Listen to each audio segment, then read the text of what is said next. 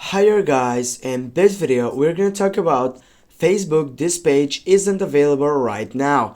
Yes, this could be getting up by problem section on your setup, and it will get complaints from people that they're getting the Facebook error message. This page isn't available at the moment, as I said before, and this is so annoying error that can interrupt your experience with Facebook and prevent you from browsing page that you want.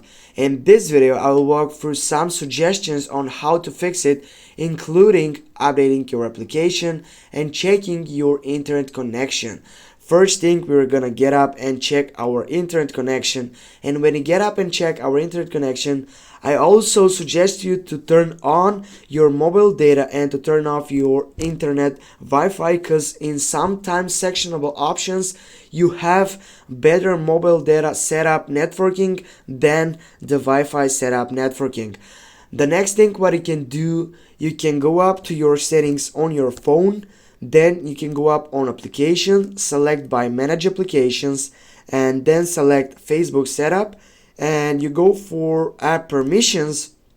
And here the most important thing is by selecting the location option, and here you need to make sure that this is selected by allow only while using the application or allow all the time, but I recommend you to get up just by second selection, which is allow only while using the application.